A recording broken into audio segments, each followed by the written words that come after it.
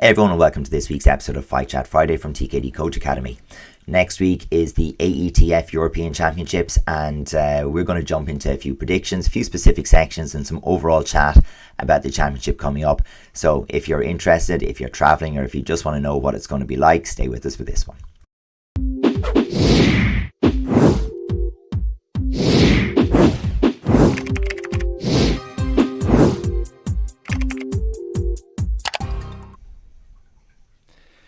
Hey everybody, welcome back to Fight Chat Friday. So this week we're going to be having a look at a couple of divisions from the Euros, which are on next week in Croatia.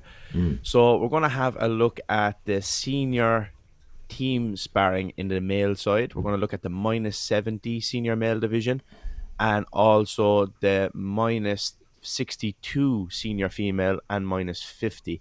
And other than that, I think we have the minus 85 then as well in the senior male. So some juicy divisions in there and a couple of people jumping back in and changing weight divisions and stuff like that. So this is something that we always do anyway. We kind of have a look through the draws once they're out and have a conversation. Who do you think is going to do well here and things like that. So we said, let's do an episode with that and share our ideas. And Adrian has something to show us as well that let you guys watch and share your ideas as well and maybe have your say.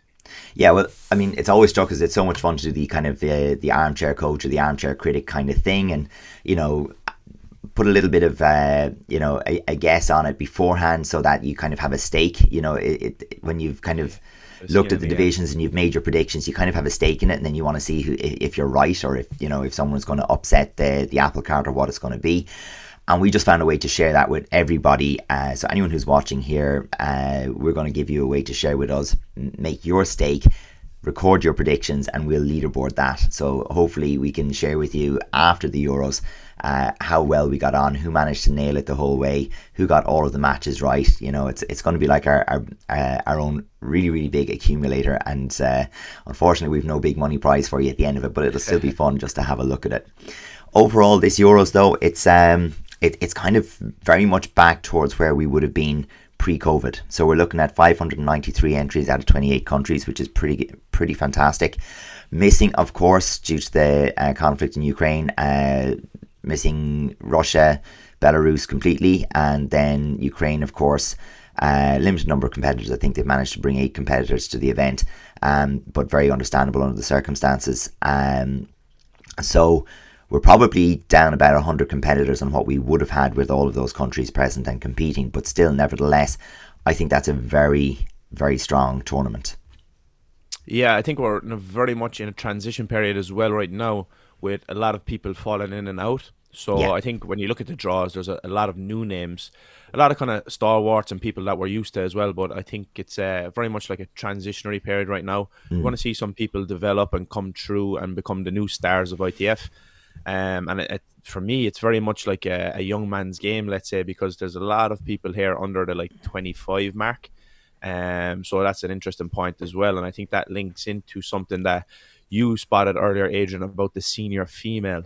Yeah, and that's the senior male, sorry. But this one is quite interesting. It's the second championship in a row now where we have no one over 75. And we're heading into a sea change next year. So in 2023, ITF rules change, and there's going to be 6 sparring categories. We're going to 7 sparring categories actually, in across all of the age groups. So the senior female side of it, it'll be 50, 55, 60, 65, 70, 75, and plus 75. So what we're going to see is initially, I think, the numbers that we have here. So the first column is the number of competitors in the division, and then it's the number of clubs or nations that the competitors are coming from.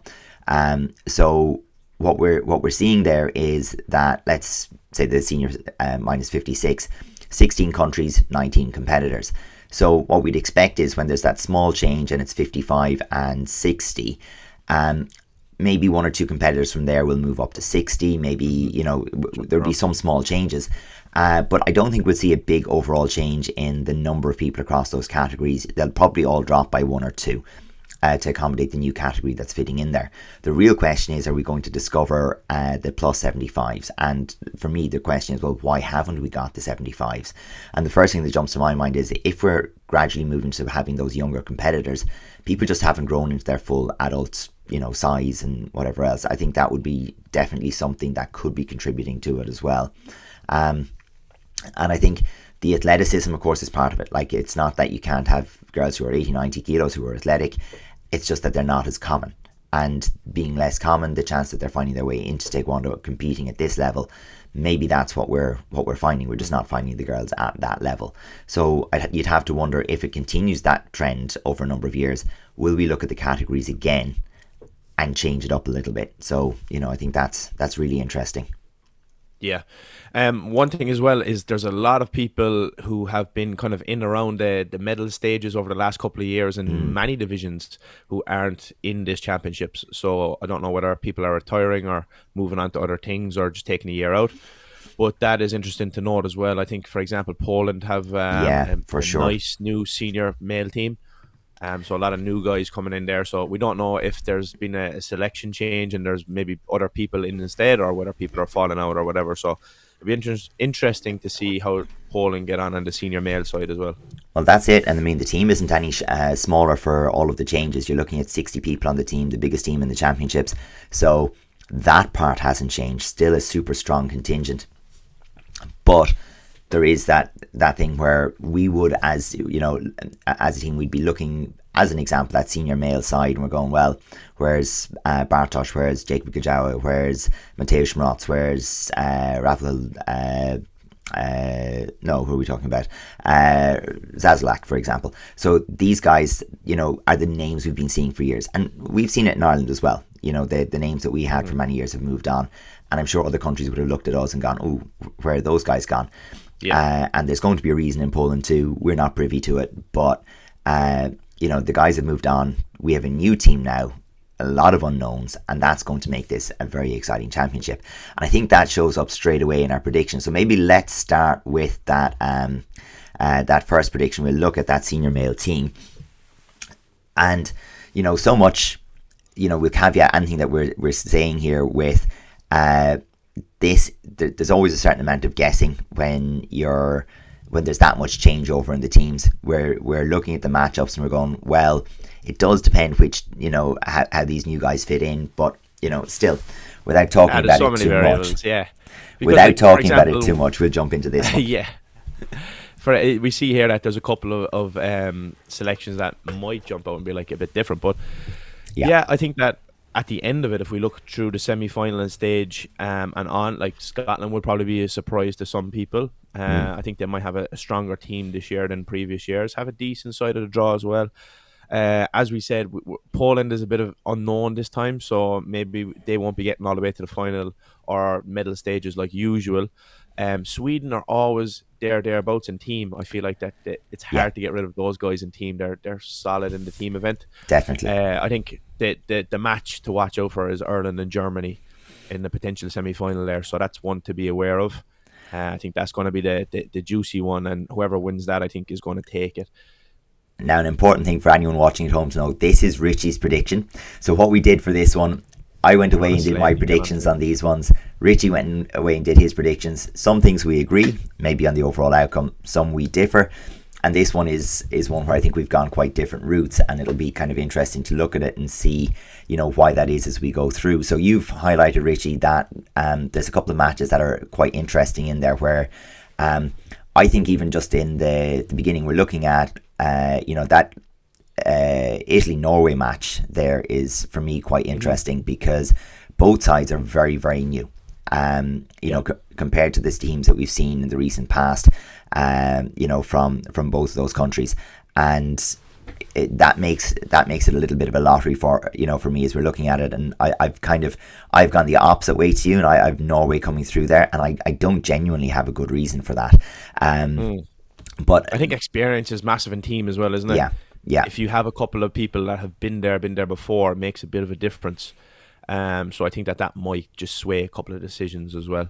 Like, I hope Ireland win, but I think that Germany just have a little bit more experience with a couple of guys back again. Yeah. But I see you've gone the other way then on that semi-final. I have, but for me, I actually think there's a few interesting ones. I do think the Ireland-England one, if that comes to be, and I would expect that it will, that's going to be a barn raiser. That is going to be a tough one, because I think a couple of reasons. Of course, you have Shimon, who did very, very well in the last Euros.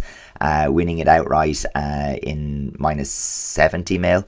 But they had a lot of guys like Zach LeBurl and other guys who were performing very, very well. I think they have a point to prove. I think they're up for it. I think that's going to be a very interesting match. Obviously, I still fancy Ireland to come through that.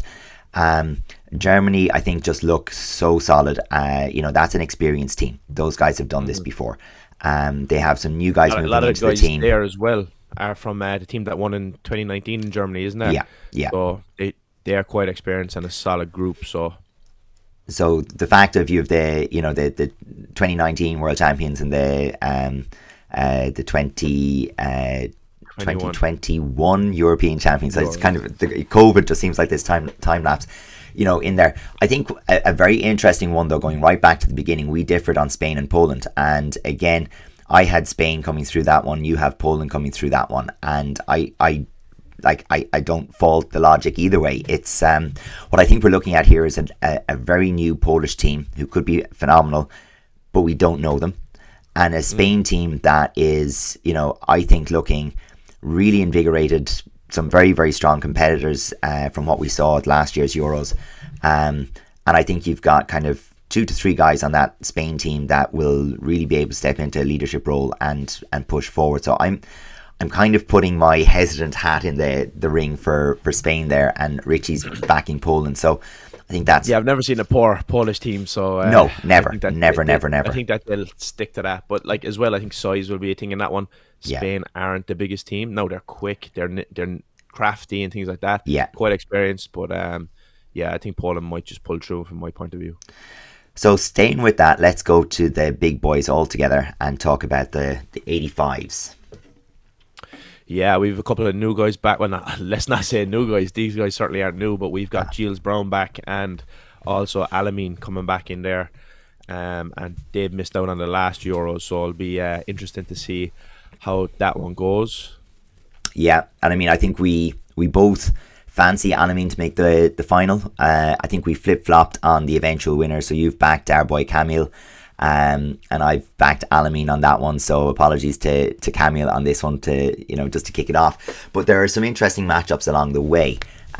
So do you want to talk through some of those matches? I think we've got a hell of a first round. I think if you're going to watch the first round of any division, this one looks unreal. Yeah, so we've got Laird there as well from Ireland. He's a strong guy. Got to the final of the last Euros. He's against Alamine. That's going to be an absolute barn burner in the first one.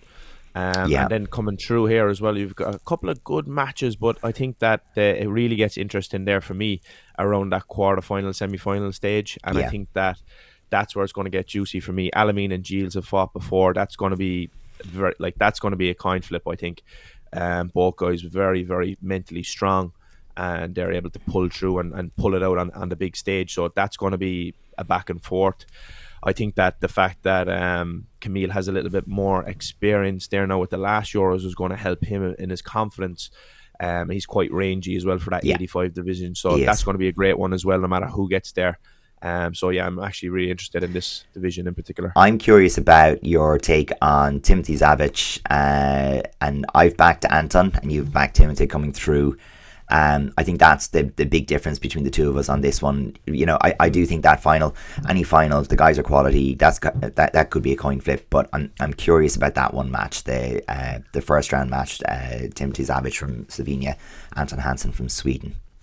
Yeah, to be honest, I haven't seen much of them. So I think that for me, I could have went either way there. I think Anton did pretty well there in the last Euros, got a couple of good performances in. But yeah, I think that this is just for me, it could go either way, so I wasn't so sure with that one, to be honest. Yeah, okay, that's cool. Yeah, and I think for me, I was going on the basis of, what I've seen from Anton recently has been quite solid and did very, very well. Individually did quite well last year's team as well for Sweden, looked very solid, so I was thinking, that's maybe why I kind of back him in that one. So let's go to the complete opposite end of it and go to the 50 kilo senior female. So... and in this one, we have from Ireland a defending champ in Katie Laffin, and I have to say I backed her, and I think you didn't on this one as well. But I think her and Andrea Mushka could be an interesting match. But I see you didn't back Andrea then No. on your side, so that No, just and shows how close it's going to be as well. I think the biggest difference for me when I'm looking at, say, what Andrea will have had in her preparation coming through, it's a smaller pool in Belgium. Even with traveling for some competition, I think the training that you're going to have, I think that's where I'm looking at the difference there. And I think coming out of COVID, I don't know if, I think Andrea, did she do the last Euros? I'm not 100% sure, actually. My memory is fading. I must be getting older. I don't think so, no. I think that they actually got COVID, didn't they? Yeah, I think there was a thing there. And it's pretty much just going off the fact of, the recent competitive, experience that she would have had. And I just think the pool that Sylvia is coming out of is going to leave her in good stead there. That's my thinking on that one. Going back though, there's a hell of a match there right at the top. Oh, there we go. Yeah. Do you want to talk about Taylor Smith and Izzy Bryder? Yeah, I think that's going to be a good one. Taylor's come through from junior and has done pretty well. So I think that's going to be an interesting one. I think that Taylor, just for me, might have the kind of range and the potential headshot there that might make the difference. Yes. So I kind of swayed it for her. Myself and yourself have a bit of an inkling on the next match down, so that might explain that decision. I think it's a very interesting one. For me as well, I think Izzy is experienced, is crafty. I don't know, compared to Taylor's ability to just put a foot in the head. It's a very interesting one. But I've backed Izzy on that one and have her going through, mainly just because when it comes down to it, in difficult situations she makes good decisions, and that's kind of what I'm backing there. But I would be in no way surprised if Gemma Swinburne's come through, and I think Gemma, you've backed her as far as the quarterfinal there, but she's coming out of a good stable of competitors there in Scotland. She's she's quite aggressive. She's quite strong. She's I think a very strong potential competitor coming through there. But we haven't seen her at senior yet. Yeah. This is going to be a good division for sure. Of course, Olivia went to semi-final, wasn't it? Final against Katie last year. So again, an interesting one coming through from there. And I think on your side you have Taylor. I think I don't think I've put that there. Yeah, I think you had Taylor getting that semi-final, and I think I went the kind of did I? I think I went. I went with Olivia. Route. Well, I think I had Olivia beating Izzy. I thought she was quite interesting. I think by the time you get to that side of it, I think Olivia will have had a slightly easier run through, and I think that might come to matter. Okay. As we get through it, but yeah, this is breaking the mold a little bit. We have a mix between some very experienced competitors, the likes of Katie and Izzy. Some ones that have proven their form in terms of some recent results. So I mean, Taylor was fantastic in Sarajevo at junior. Then you had Olivia, who is new to senior but was the finalist last year. Gemma has big potential, I think, as well. It's just going to be an interesting division. And yeah, for a while this was a division as well where there was a good people in it, but it was the same people coming through all the time. So it would be nice to get a couple of new faces in there as well. Definitely. We have the 70 kilo senior male, and this is usually the biggest and busiest of the senior divisions. So it's definitely one where it tends to get stacked with talent. Yeah, because usually 70 kilos is the average size for the guys who are competing, so they usually kind of fall in there. It's a juicy one. Some great matches here. We've got some new people coming through, but at the same time some people who have been thereabouts as well. I think did Sven come up from 63? But I think he was at 63, I think, in the last one. So obviously he's been up at senior for a few years now, but I think he's moved from 63 to 70. Yeah, we've got the previous champion there as well, Shimon. himself and Shane is going to be a great fight. We've got Timothy Yeah. Boss. I think he's due one. I think, I think we been both unlucky agree there on for a that one. while. Yeah. Yeah, yeah. He's putting in a lot of work, a lot of kickboxing fights, and he's competing a lot. So I think that amount of competition behind you will show at this Euros, and the people who've been competing often, I think they will definitely step it up and have that little bit of advantage, especially in the later rounds when the key decisions need to be made. I think Timothy's path is a big factor in me putting him as the eventual winner in this one. It's the fact that and we're looking at your prediction here. And I see you have Shane against Shimon and Shane coming through, and I have that one in the reverse. But either way, I think by the time Timothy's in that semi-final, I think he's had potentially a good run, and I think he's arriving to that semi-final in a very, very good way to have fresh. I've never seen the guy tired. Like that's just not something that And I've he's seen. a big output as well. And I think that the amount of competition that he's got in the last year is going to matter an awful lot.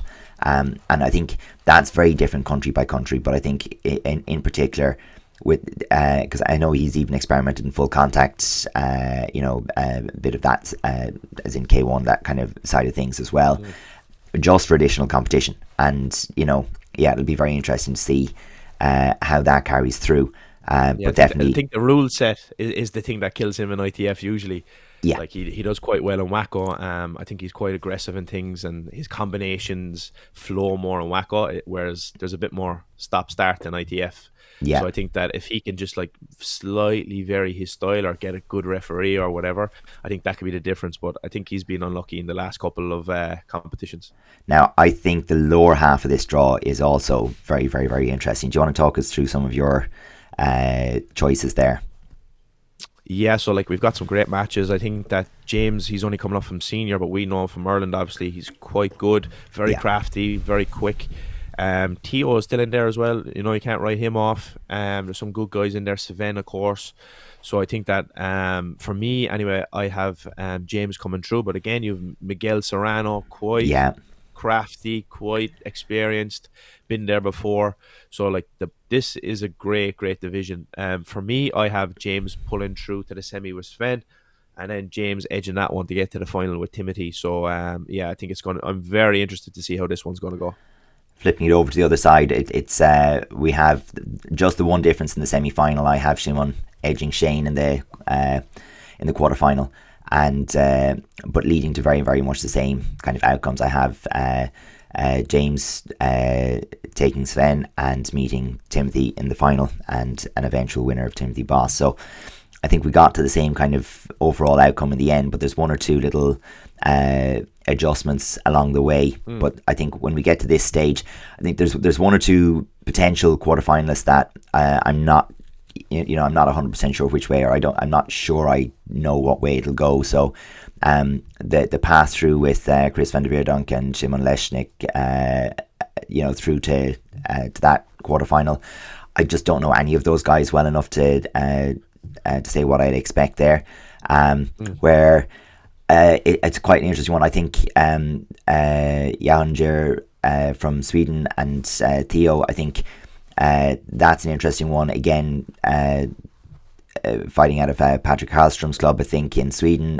He's quite a strong, aggressive, high-tempo fighter. Theo, that longer range, really capable behind his sidekick, but I think that'll be an interesting battle to see who comes through there. But I fancy James against either one of them, to be honest. So there's that. Yeah, I think so. And then one where we had almost no difference of opinion whatsoever. Yeah, well, I think that's kind of an issue with myself and Adrian, is that we kind of have similar ideas with all this stuff. So maybe we need to get you guys involved there in the links that we're going to share to change it up. But yeah, again, a nice division. We see that Sam Del Rocca is coming up from 56. Yeah, I think that she's going to pose some problems in there and turn up that division a little bit. We've got some similar names that we've seen before. Urshka, we've got Carolina. Sarah was unlucky in the last one, getting the 3- points, so she's going to be back again fighting strong. So it's going to be And Linnea, of course, won it the last time, and you know, she's back in there as well, and in a stacked quarter again. Yeah. Like for me, I think that Sarah's going to come through there, and herself and Sam Del Rock maybe get into the final. So that's what I've picked. I think that itself is going to be a great fight. So I'm excited. Hopefully they get to the final. But I think there's going to be some tough matches to get through there, and of course you're going to have some upsets along the way. You don't know how it's going to go. So many variables, but I think that is a factor, that the kind of the path to the final that you do have. Are they going to be tougher matches? Are they going to be handier matches? And that kind of makes a difference as well when you get there, in terms of your just like how much you're after getting taxed to get to that final as well, you know. Absolutely. And you know, for me, looking at this one, I'm really hoping I get to see those two semi-finals. Like those would be great. But even early on, Sarah and Jessica Winkin, they've had good matches in the past, you know, and I think there's potential for a great match there. I think if we get Anna Linnea against Carolina, like, again, a big battle of that front leg, you know, and to see who capitalizes on the breakdowns there, I think, you know, that's going to be very interesting. Hannah Miller's been very, very good in the past. I do fancy Sam Del Rock, but that could definitely be one that goes the other way. So yeah, I think it's quite an interesting one, but I would definitely enjoy watching both of those semi-finals and seeing how that comes out. I think I wouldn't, you know, there's a lot of these matches where I wouldn't consider a difference to this draw being an upset. It's just a case of, that's sport and that's how it went on the day. But I think there's the potential in this division for an absolute, you know, phenomenal semi-final final.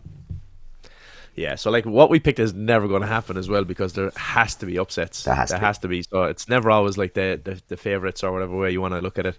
Get the win. So there's going to be upsets. There's going to be people that lose. There's going to be people who don't perform on the day. You know, so that's going to be an interesting thing to watch as well. Who are the new people coming through? So what we're going to ask everybody who's watching this to do, you know, join in the fun with us a little bit. We're going to have in the links to this video some brackets, just like you saw us going through there, and the brackets start right at the very, very beginning of the draw on Challenge. It's called, that's the website. So we've set up the brackets. We have all the competitors in the draws. You'll notice compared to the printed draws, one or two of them are in reverse, and that's just to deal with the way the website presented them, but all of the matches are correct and the people move through in the correct order. But you can have your say, so you can predict all of the matches all the way to the final. A little bit like an accumulator bet, you know, the more predictions you get right, the bigger a score you're going to get, and we'll leaderboard all of those. So those will stay open right until the day before, or right until the day the competition starts. Then we'll close it off, and then just like someone playing fantasy football or whatever it happens to be, we'll wait and see who does the best job, picks the best predictions, and we'll come back at this one after the Euros is over just to see who's managed to get the best prediction. So don't forget to, when you go into that, name your prediction, you know, give a reference so we know who you are, and we can call you out on the show and give you the kudos for beating our predictions and getting it all right. Yeah, that's going to be fun. So like we said, most people do this anyway, so why not get involved, have a bit of fun with it. And it's only just what we think as well, so don't take it personally for anybody out there that we might have went against you, you know. So it is what it is. Prove us wrong. Exactly. So our next one, we'll be talking to you while we're in the Euros, so we'll be recording a show for you so that you still have something to watch while I'm at Euros. Richie, you're not going this year, but I'm sure you'll be watching the highlights from home. We're watching with intrigue, and until next Friday then, folks, we will see you then. See you in the next one.